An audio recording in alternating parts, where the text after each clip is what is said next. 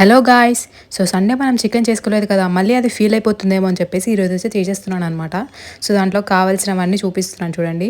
ఉల్లిపాయలు, పచ్చిమిర్చి and carrot ఎందుకు కర్రీలో వేస్తారా అనుకుంటున్నారా? కాదు, ఈరోజు అయితే పలావ్ చేస్తున్నాను అనమాట, ప్లెయిన్ రైస్ కాకుండా. సో ఆల్రెడీ చికెన్ ఇంకా రైస్ అయితే కడిగి పెట్టేశాను. అండ్ నాకైతే వంట చేసేటప్పుడు ఏదైనా సిరీస్ చూడడం అలవాటు అనమాట. ఈ మధ్య కొత్త సిరీస్ ఒకటి స్టార్ట్ చేశాను, చైనీస్ సిరీస్. చాలా బాగుంటుంది. మీలో ఎవరైనా చైనీస్ డ్రామాస్ చూస్తారేమో కింద కమెంట్ చేయండి. అండ్ ఇక్కడైతే నేను అన్ని వెజిటబుల్స్ అన్నిటిని చిన్న చిన్నగా కట్ చేసుకున్నాను అనమాట. కర్రీలోకి ఇంకా అలానే మన పులావ్లోకి కూడా కావాలి కాబట్టి కర్రీలోకి అయితే చిన్నగా చాప్ చేసుకున్నాను. అండ్ పులావ్లోకి అయితే కొంచెం పెద్ద పెద్ద సైజులో కట్ చేసి పెట్టాను అనమాట. అండ్ నేనైతే 3 టొమాటోస్ తీసుకున్నాను, కొంచెం పచ్చి బఠానీ అండ్ క్యారెట్స్ని సన్నగా కట్ చేశాను. అండ్ అలానే ఇక్కడ వచ్చేసి కొత్తిమీర అనమాట. సో వంట మొత్తం అయిపోయింది, ఇంకా లాగించేయడమే. నేనైతే దమ్ కోసం పులావ్ మీద అయితే ఇలా పెట్టేశాను. నేనైతే ఫుల్గా లాగించేస్తాను. మీరైతే వీడియో లైక్ చేసి ఛానల్ సబ్స్క్రైబ్ చేయండి.